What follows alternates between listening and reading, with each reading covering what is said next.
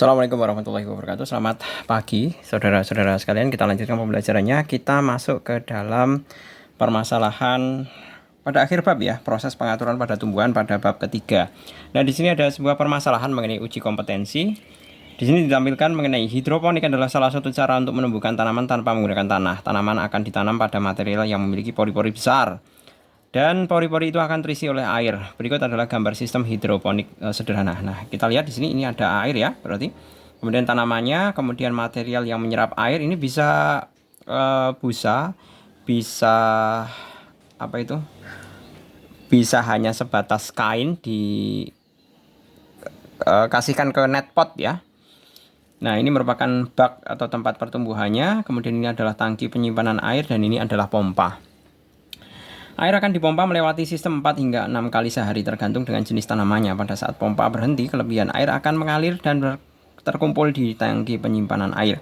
Penelitian menemukan bahwa tanaman yang ditanam dengan sistem hidroponik menggunakan lebih sedikit air dibandingkan dengan tanaman yang ditanam di atas tanah. Kunci dari alasan ini terletak dalam desain. Nah, ini kata kuncinya, desain sistem hidroponiknya. Kita akan jawab mengenai pertanyaan-pertanyaan berikut ini. Nah, yang pertama, apa yang menyebabkan tanaman yang ditanam dengan sistem hidroponik menggunakan air lebih sedikit dibandingkan tanaman yang ditanam di atas tanah? Nah, tentunya menggunakan air lebih sedikit itu dikarenakan dibandingkan dengan yang ditanam di atas tanah ya. Karena yang ada di atas tanah itu, air itu tidak selalu tersedia di dalam material. Atau air itu kan tidak selalu tersedia di dalam tanah untuk menumbuhkan tanaman. Dalam artian seperti ini. Misalkan air dikasih pengairan atau kok air dikasih pengairan toh, tanah dikasih pengairan atau turun hujan ke tanah. Nah, setidaknya akar itu kalau misalkan ada air, dia kan akan memaksimalkan bagaimana dia dapat menyerap air. Karena apa? Karena tumbuhan itu memiliki mekanisme sendiri di mana mereka bisa menyesuaikan terhadap kondisi lingkungan. Nah, sekiranya tanah ya atau media di atas tanah itu airnya tidak kontinu, maka fungsi akar akan memaksimalkan penyerapan air. Nah, hal tersebut berbeda dengan akar pada tanaman hidroponik. Karena sistem airnya tersedia secara kontinu atau dalam artian kalau di sini dikatakan sistemnya airnya dipompa 4 hingga 6 kali. Nah, berarti akar tanaman tersebut sudah mengenali, saya sudah terbiasa tersedia air. Nah, maka penyerapannya menjadi stabil. Si akar tidak mungkin langsung memaksimalkan penyerapan air secara terus-menerus karena airnya tersedia terus. Iya kan? Nah, itulah mengapa tanaman yang ditanam dalam sistem hidroponik itu lebih hemat air. Nah, kemudian yang kedua, fitur sistem hidroponik apa yang menyebabkan hal tersebut terjadi? Nah, fitur yang membuat hemat itu tadi adalah karena fitur hidroponik yang didesain di dalam soal ini adalah fitur di mana sistem akan memompa air sebanyak 4 hingga 6 kali sehari. Nah, itu adalah fiturnya. Nah, kita akan coba menjawab mengenai pertanyaan diskusinya di sini, tapi ini optionnya hanya benar salah ya.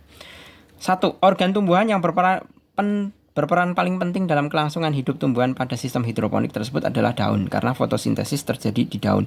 Ini pertanyaan benar. Tapi kalau disesuaikan dengan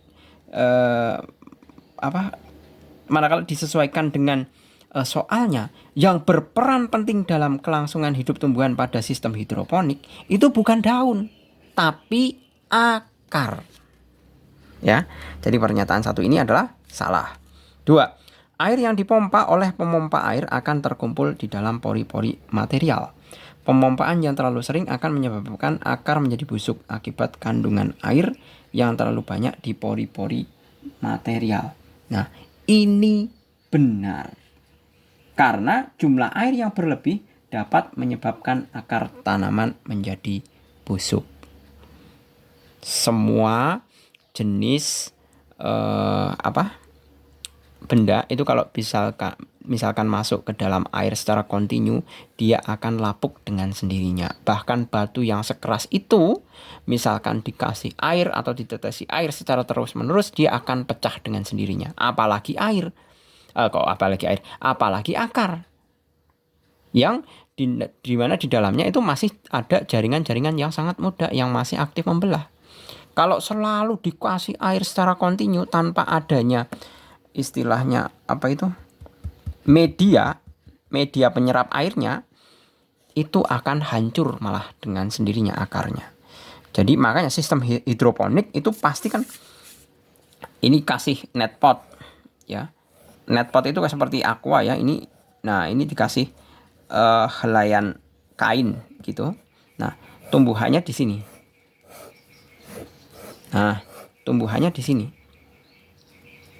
Nah, perakarannya itu merakar tidak langsung ketemu air, tapi airnya itu di sini di aliran.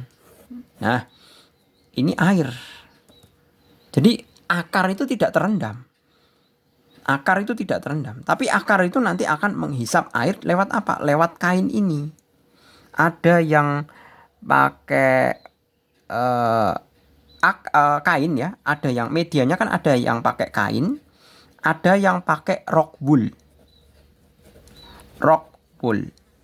ya. Rock wool itu media tanam hidroponik yang bentuknya seperti busa itu loh. Nah, itu namanya rock wool.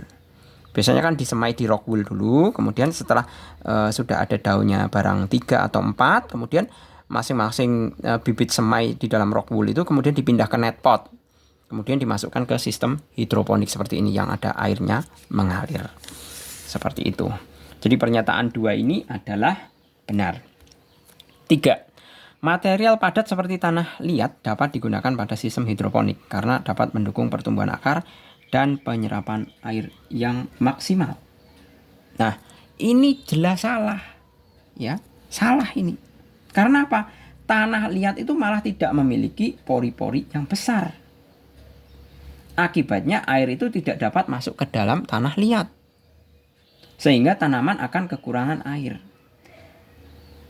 Dengan kata lainnya, tanah liat itu tidak bisa untuk menyimpan air. Jadi kalau misalkan sebuah tanah liat kayak gini digerocok air, ya sudah, nanti airnya langsung ke bawah sini. Tidak ada sedikit pun air yang masih menempel di pori-pori tanah liat, itu tidak ada. Itu alasannya. Ya. Karena penyerapan air pada tanah liat itu tidak maksimal. Makanya alasan kenapa tanah liat itu tidak bisa digunakan sebagai media tanam. Karena cepat sekali kehabisan air. Seperti itu. Oke, gitu ya. Saya rasa cukup. Semoga bermanfaat. Terima kasih. Selamat pagi. Assalamualaikum warahmatullahi wabarakatuh.